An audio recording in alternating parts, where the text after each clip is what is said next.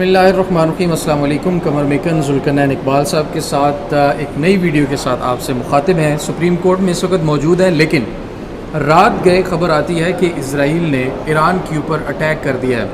ये एक बहुत बड़ी डेवलपमेंट है इंटरनेशनल लेवल के ऊपर, और उस वक्त में जब पहले मुज़ाकरात की बातें हो रही थी। और इसके साथ ही ना एक स्टोरी और भी पहले बता दें कि हमने उसके ऊपर भी बात करनी है। वो है फौजी अदालतों का केस। उसमें 2 नई नजरसानी दरखास्तें दायर की हैं और इंटरेस्टिंग दरखास्तें हैं। वो उसकी तफसील भी आपसे शेयर करेंगे। पहले ईरान वाले मामले पे कमर साहब बात करें, फिर आगे चलते हैं। हम मिलकर ही बात करेंगे। आपसे मैं उसके ऊपर राय ज़रूर लूँगा, क्योंकि ईरान का इशू आपको पता है कि बहुत टाइम से इज़राइल को खटक रहा था ईरान, और इन मामलात के ऊपर काफ़ी जो वेस्ट है वो प्रोपेगेंडा भी कर रहा था और वो धमकियाँ भी दे रहा था ईरान को। लेकिन आखिरकार उन धमकियों का नतीजा ये निकला कि रात को तकरीबन 200 तैयारों ने जो है वो 300 से ज़ायद 330 के करीब जो हमले हैं वो ईरान के मुख्तलिफ़ शहरों के ऊपर किए हैं। एक तो ये इंटरनेशनल लॉ की वायलेशन है, और दूसरा ये एक उस वक्त में किए गए हैं जब इस खित्ते के अंदर बहुत अजीब किस्म के डायनामिक्स हैं। इधर से भारत और पाकिस्तान का तनाज़ा अभी तक अपनी जगह पर मौजूद है। सिंतास मुआहदा बहाल नहीं हुआ। उसके अलावा जो जंग बंदी वो अभी तक आर्जी है, मुकम्मल जंग बंदी नहीं हो सकी है। दूसरी तरफ पहले इज़राइल जो है वो गज़ा और फ़लस्तीन के अंदर जो तमाम इंसानी हकूक़ की जिस तरह से लबनान भी उस तरह से जिस तरह से जुल्म सितम वहाँ पे जारी था, ये तमाम सिलसिला अब चलता चलता ईरान तक पहुँच गया। और ईरान के ऊपर हैरानकुन तौर पर रात को सुबह तक जब हम उठे हैं तकरीबन 9 साढ़े 9 बजे तक ये इतलात जो हैं वो आती रही कि अभी तक हमले जारी हैं, और बहुत सारी एटमी जो तनसीबात हैं उनके ऊपर हमले किए गए हैं। बहुत सारे उनके अहम तरीन रहनुमा शहीद हुए हैं, उनके यानी कि चीफ ऑफ आर्मी स्टाफ समेत उनकी टॉप लीडरशिप मार दी उन्होंने। टॉप लीडरशिप जो है वो शहीद हो चुकी है। इस पर आपकी क्या राय है? आप इसको किस तरह से ऑब्जर्व कर रहे हैं और क्या देख रहे हैं आइंदा आने वाले टाइम में? यार देखिए, बात बड़ी सिंपल सी है। अगर तो ईरान को इतना भी नहीं पता था कि हमारे ऊपर अटैक होने वाला, तो फिर उसको सुलह कर लेनी चाहिए। ठीक है, ये सवालिया निशान है उनकी इंटेलिजेंस मालूमात के ऊपर। कल हमने यहाँ वीडियो की थी, इसी जगह पे खड़े होकर बशर al-असद साहब चाहते कि जी ईरान अटैक कर रहे, ईरान पे अटैक होने वाला है। बिल्कुल ऐसा। अमेरिका ने एडवाइजरी जारी कर दी है, जो हमेशा वो आखिरी दिन करता होता है। हाँ। कि जब आपने मूवमेंट नहीं करनी, ये नहीं करना, वो नहीं करना, सारे उन्होंने डायरेक्शन दे दी थी। इसका मतलब था कुछ होने जा रहा है। पिछले 3 दिन से पूरा वेस्टर्न मीडिया सब कह रहे थे कि जनाब टारगेट्स लॉक कर दिए गए, ईरान पे अटैक होना है, ईरान पे अटैक होना है। उसके बावजूद आपने रिहायशी इलाकों में अपार्टमेंट्स के अंदर अपना आर्मी चीफ, अपना फलां फलां उन सबको वहाँ ठहराया हुआ आपने। यार आपके पास कोई बंकर बुंकर नहीं है, कोई ऐसी जगह नहीं है जहाँ पे कोई आपका डिफेंस सिस्टम नहीं है कि आप अपने कम से कम टॉप लीडरशिप तो बचा सकें। बिल्कुल ऐसे ही है। अब आपके आर्मी चीफ मारा जा रहा है, आपका जो पासदारान, वो जो आपके इनकलाबी गार्ड्स हैं, उनका सरबराह आपका मारा जा रहा है। अब आप ही के मुल्क में आके इस्माइल हनिया मारा जाता है। बिल्कुल है। आपके रईसी सदर जो है वो एक हादसा नहीं, उसको तो कहा जा रहा है कि उसकी इन्वेस्टिगेशन होना चाहिए कि वो एक हमला नुमा हादसा एक था।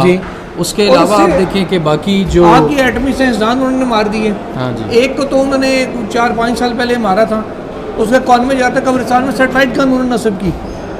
सेटेलाइट से उस गन को ऑपरेट करके उन्होंने फायरिंग की उसके काफिले पे, और उसकी गाड़ी टारगेट करके वो उनको शहीद कर दिया गया। आपकी तरह रेगुलरली ये हो रहा है। आप इतना भी नहीं कर सके कि यार आपने अपनी टॉप लीडरशिप को प्रोटेक्ट कैसे करना है। अब बगदा तो मुझे लगता है जो हालात चल रहा है तो खamenei साहब का नंबर आना। देखिए, ये बड़ा सीरियस है। अगर आप एक मुल्क की टॉप लीडरशिप भी सारी उड़ा देते हैं तो जंग तो आप जीत चुके हैं। फिर इतलात पता है जुल्करनैन साहब क्या आ रही हैं? इतलात ये आ रही हैं कि इज़राइल ने ईरान के अंदर एक अपना ड्रोन्स का जासूसी नेटवर्क कायम किया था। एक जैसे अड्डा या बेस या कोई ऐसा सिस्टम सेटअप बनाया था, फिर वहाँ से ड्रोन्स को उड़ाया, ड्रोन के ज़रिए तमाम लोकेशंस को टारगेट किया और फिर उनको भेजा अपने जहाज़ों को। और फिर उन्होंने प्रिसाइजली मतलब 10 फ्लोर हैं एक इमारत के, तो उनको पता था अभी 11वें फ्लोर के फलां कमरे में इनका हम रहनुमा बैठे, और वहीं पर जाके उस मिसाइल ने हिट किया है उनके जहाज़ों ने। ये बड़ा हैरानकुन है कि अच्छा, ये वैसा ही हमला लग रहा है जैसा यूक्रेन ने अभी हालिया दिनों में रशिया के अंदर किया ड्रोन हमला, और ये बहुत ज़्यादा इस पर तशवीशनाक हद तक जो है वो हालात कंट्रोल से बाहर होते जा रहे हैं। क्योंकि अब इसमें ज़ाहिर है ईरान भी चुप बैठने वाला नहीं, उसने जवाबी वार भी किया है। क्योंकि उर्दन और इराक़ की मुबैना तौर पर स्पेस जो है वो ईरान पर हमले के तौर पर 2300 किलोमीटर का फासला है। एग्जैक्टली, ये तो है। ठीक है, अब इन्होंने अपने 100 ड्रोन भेजे, वो उर्दू ने हमेशा इसराइल का साथ दिया, वो उर्दू ने रास्ते में उन तक पहुंचे कि वो फारिग करते जा रहे हैं आपके। ऐसे ही आपके 100 ड्रोन 2300 किलोमीटर क्या कर लेंगे? आपके पास कोई गौरी तो है नहीं कि आप यहाँ से मारें तो 2300 किलोमीटर तक 2800 किलोमीटर जाके वो कामयाबी से निशाना बनाए।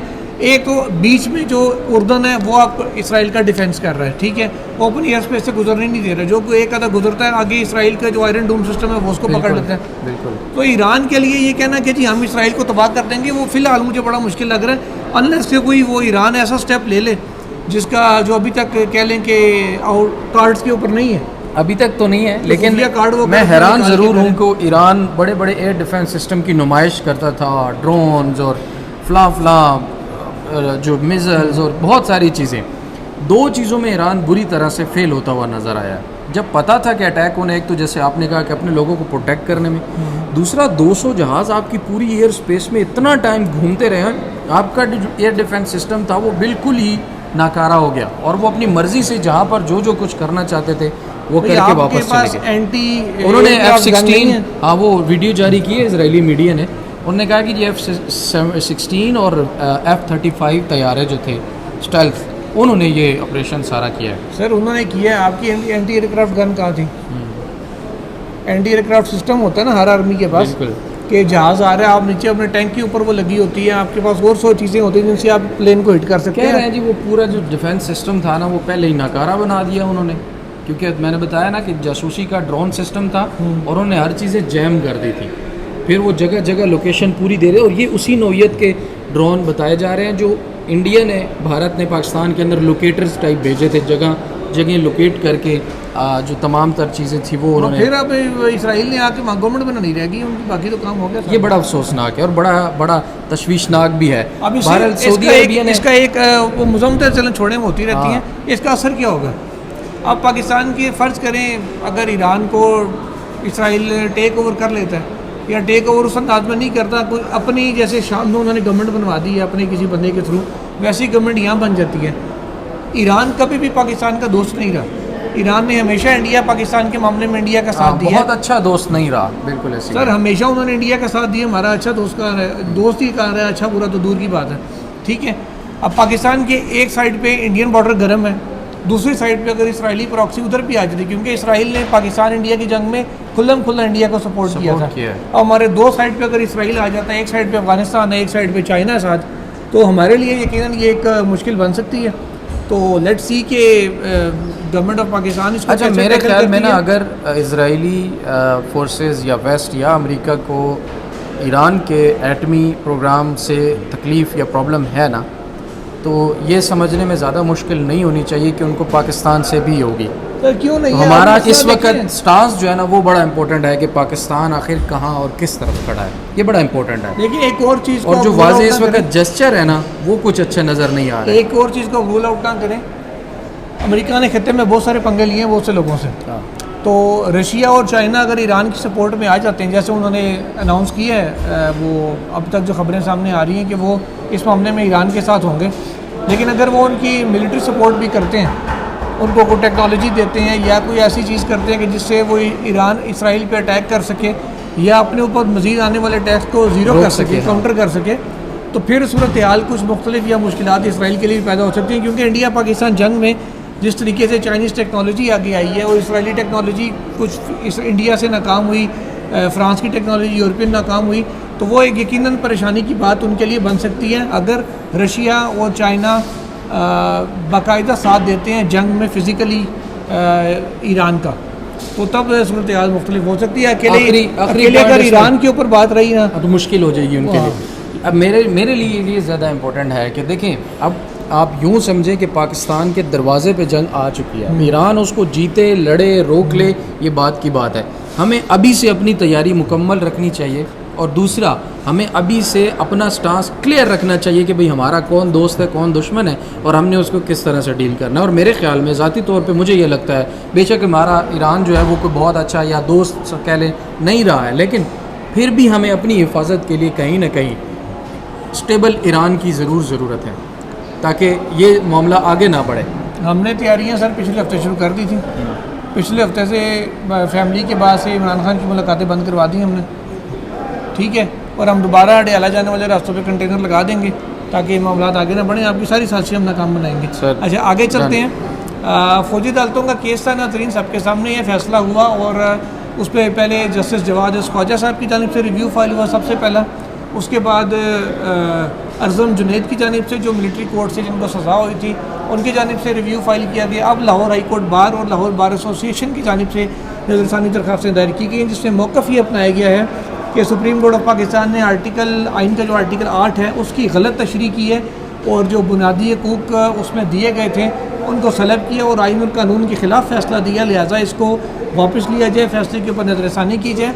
ये भी मौक़िफ़ अपनाया गया है कि जो ऑफिसर सीक्रेट एक्ट की और आर्मी एक्ट की जो दफ़ात जो कलअदम हुई थी उनको जो बहाल किया गया है वो दरअसल सिविलियंस को कोर्ट मार्शल के आगे डालने वाली बात है। और जब कोर्ट मार्शल होगा तो जो आर्टिकल 10A और शफाफ ट्रायल का बुनियादी हक है हर शहरी का, हर पाकिस्तानी का, उसको कह के सुप्रीम कोर्ट ने प्रैक्टिकली ख़त्म कर दिया है ये फ़ैसला दे के। लिहाजा इस्तदा ये की गई है कि सुप्रीम कोर्ट ऑफ पाकिस्तान अपना जो फौजी अदालतों का केस का फ़ैसला है उसको वापस ले। अच्छा, इसमें एक चीज़ उन्होंने साथ ये भी की है कि क्योंकि अभी शॉर्ट ऑर्डर है, तफसीली फ़ैसला नहीं आया हुआ, तो उन्होंने ये कहा है अपने दरख्वास्तों में ये भी इस्तदा की गई है कि तफसीली फ़ैसला आएगा तो हम मज़ीद जो अपना स्टांस है वो तब्दील कर सकते हैं, ग्राउंड मज़ीद इजाफी भी शामिल कर सकते हैं, क्योंकि अभी मुख्तसर ऑर्डर है तो मुख्तसर के ऊपर ये रिव्यू उन्होंने दायर किया है। जो खच मारी थी नून लीग ने, इन्होंने मखसूस सीटों के केस में, इसको सुप्रीम कोर्ट ने रज़ाई डाल के कवर दे दिया था कि आपने तो खाली शॉर्ट ऑर्डर चैलेंज किया, डिटेल रीजनिंग को तो आप आई नहीं है।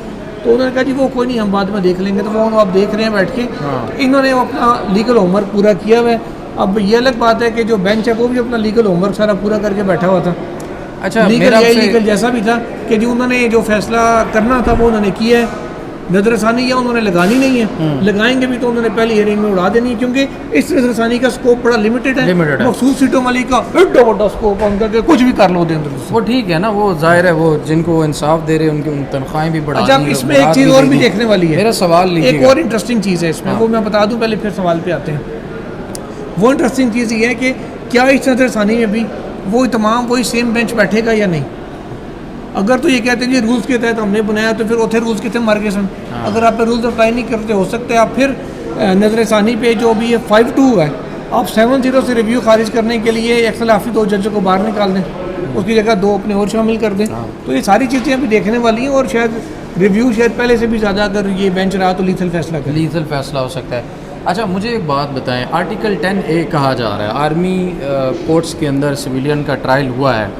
मुझे 3 अवाम के लिए भी ऐसी बेसिक सी चीज़ें बता दें जो आम अदालत में होती हैं और आर्मी कोर्ट्स में अभी तक वो क्लियर नहीं हुई ट्रायल के हवाले से, जो बड़े सवालात 3 उठते हैं। वो क्या है? फेयर ट्रायल की अगर बात करें, क्या फेयर ट्रायल की 3 चीज़ें हैं जो नॉर्मल अदालतों में होती हैं और इन आर्मी कोर्ट्स के अंदर नहीं हुई? सबसे पहली बात ये कि मर्ज़ी का जो वकील करने का हक है ना, वो आपको अपनी मर्ज़ी का वकील करते हैं। आर्मी जो एक्ट है उसके अंदर वो डिस्क्रिप्शन दी गई है कि अगर वो चाहें तो आपको मर्ज़ी का वकील देंगे, चाहें तो नहीं देंगे। ठीक है। दूसरी बात ये कि आपका वकील के पास सारे डॉक्यूमेंट्स होते हैं, वो आपकी फ़ाइल देखता है, पढ़ता है, उसके अकॉर्डिंगली जरा करता है। इसमें कोई डॉक्यूमेंट ही नहीं है। हाँ, इसमें आपको रिकॉर्ड नहीं दिया जाता, खाली वकील को मौके पर दिखाया जाता है। तो जरा भी जो इनिशियल इंक्वायरी की स्टेज पे होती है जिसमें चार्ज फ्रेमिंग के बाद होती है वो मुल्जिम करता है। ठीक है। अब मुल्जिम जिस तरीके से जरा कर सकता है वो वकील जिस तरीके से करता है मुल्जिम का तो वो नहीं है। आम बंदे का आपको उठा कर लेते हैं, हम क्या चला करेंगे उसके ऊपर? कॉमन सेंस की बातें तो एक दो कर लेंगे। तीसरी चीज़ ये है कि जब आपका जिसने सुना है केस, ठीक है, उसके जैसे मिलिट्री कोर्ट केस में सलमान अकरम राजा वगैरह ने मौका भी अपनाया था कि कोर कमांडर्स कॉन्फ्रेंस ने पहले फैसला किया कि मिलिट्री ट्रायल होगा, ऊपर से नीचे आया। फिर फॉर्मेशंस कमांडर ने किया कि जी उस कॉन्फ्रेंस में हुआ कि मिलिट्री ट्रायल होगा। और उनके नीचे वाले अफसरान जब वो कह रहे हैं कि ट्रायल करना, तो वो कैसे कहेंगे हमारा इख्तियार नहीं बनता। सही है। और तीसरी चीज़ ये कि जो आपका केस सुन रहा है, जिसके सामने आपने अपनी इस्तदा की, सारा कुछ की, चौथी कि जिस जज के सामने आपने अपना केस सारा पेश किया अपने दिफा में, चाहे आपका वकील था या नहीं था, आपने खुद ही पेश किया, उसने फैसला ही नहीं करना, उसे सारी चीज़ें लेके आगे भेज देनी है। अगला जिसने खाली फाइल देख के फैसला करना है गिल्टी या नॉट गिल्टी। फिर जब आप अपील करेंगे, रैम की अपील करेंगे, तीसरी स्टेज पे जाके जो केस देखेगा वो फैसला लिखेगा। अच्छा, तो ये वो प्रोसीजर है जो हमें कि रीजनिंग नहीं है कि क्यों दी जा रही है सज़ा, क्या गिल्टी वो किस तरह से। रीजनिंग वो अपील में जाके आती है ना। ठीक है, नहीं सज़ा सुनाते हुए तो बताना है कि ये इसका ऑफेंस था, ये इस चीज़ ने की, वो आगे जाके इसलिए बताते हैं ना, ये सज़ा तो है दे दी। अच्छा अच्छा, सबसे छठा। बढ़ के कि आपको फ़र्ज करें ट्रायल कोर्ट से किसी भी अदालत से एडिशनल सेशन जज ने आपको सज़ा दे दी, 1 साल की दी, 1 दिन की दी, 1 मिनट की दी, आप उसके खिलाफ अपील में आते हैं। हाँ, इसमें अपील यहाँ का पे हक ही प्रॉपर अपील है नहीं। आपको मर्सी पिटिशन पहले होती है, विद इन द आर्मी होती है, उसके बाद आप हाई कोर्ट में आते हैं इंतहाई लिमिटेड जुरिस्डिक्शन के रेट अंदर होती है, रेट रेट पिटीशन में आते हैं इंतहाई लिमिटेड जुरिस्डिक्शन के साथ। तो वो जैसे सुप्रीम कोर्ट ने ही अपने फौजी अदालतों केस के फैसले में ही कहा है कि शफाफियत तब यकीनी बनाई जो हो सकेगी जब आप राइट टू अपील देंगे। राइट टू अपील देंगे। तो जब सुप्रीम कोर्ट कह रही है कि वो खुद भी साथ मान रही है कि वो राइट टू अपील के बगैर वो ट्रायल फेयर नहीं है, और इन्होंने इजाज़त भी दे दी, इजाज़त भी साथ दे दी, तो मैं कैसे उसको फेयर करूँ? दो चीज़ें मैं भी बयान कर देता हूँ। एक मैंने जैसे कह दी कि फ़ैसला देते हुए रीजनिंग देनी चाहिए कि फेयर ट्रायल में कि जी ये इसका जुर्म था, ये इस दफ़ा के तहत इतनी सज़ा थी और ये इसको दे दी गई है। 5वीं चीज़ ये थी। छठी चीज़ ये हजूर कि जो फ़ैसला दे रहा है वो ख़ुद एग्जेक्टिव का नुमाइंदा है, वो कोई जज नहीं है, वो अदलिया का कोई बंदा नहीं है। एग्जेक्टिव जो है जिसके ख़िलाफ़ जुर्म या का इल्ज़ाम है वो खुद ही सज़ा बैठ के सुना रहा है, तो वो खुद जज नहीं हो सकता। जो खुद ही प्रोसिक्यूशन है, खुद ही वो जज बन गए हैं, खुद ही वो कंप्लेनेंट है, दुनिया भर खुद ही में वो तफ्तीश कर रहे हैं। कानून का एक असूल है जी, वो पाकिस्तान में भी रेगुलर होता है, वो है कि no one can be the जज ऑफ हिज ओन कॉज। ये हमारे आइन के उसमें वाज़े लिखा हुआ है और सुप्रीम कोर्ट इसका सहारा भी लेती होती है, लेकिन वो है ना, वो यहाँ सारे छीन लिए थे जी, कौन सा सहारा छीने किसी ने नहीं थे, चलो सरेंडर कर दिए, दुल्हे उम्मीद तोड़ा है किसी ने, सहारा दे के छोड़ा है किसी ने। अच्छा, और आखिरी चीज़ कि भाई आप जब गिल्टी या नॉन गिल्टी करते हैं, रीज़न देते हैं, फैसला जारी करते हैं, तो आप कॉपी देते हैं ना भाई, ये फैसला है और फैसले की कॉपियाँ अभी तक किसी को फैसले की डिटेल कोई चीज़ जो है किसी को अभी तक एक्सप्लेन नहीं की, बताई नहीं की। सर जब तक मर्सी पिटीशन पे फैसला नहीं हो जाता, ऑर्डर की कॉपी, ऑर्डर लिखा ही नहीं जाएगा तो कॉपी कहाँ से आनी? ऑर्डर लिखा नहीं गया तो सजाएं कहाँ से दी? यही तो सवालात है सर। वो उनका तरीकाकार है गिल्टी नॉट गिल्टी वाला, उन्होंने अपना तरीका पूरा किया। तो ये बादशाह का तरीका है ना, ये कोई फेयर ट्रायल का तरीका। वही तो कह रहा हूँ कि फेयर ट्रायल के अंदर जो चीज़ें थी नाज़रीन, निकलते और भी बहुत सारी 7-8 चीज़ें और भी निकल जाएंगी, लेकिन इस वक्त टाइम हाथ से निकला जा रहा है। कुछ ऐड करना है आपने सर? अल्लाह हाफिज़। अपना बहुत सारा ख्याल रखिए नाज़रीन, अल्लाह ने के बाद।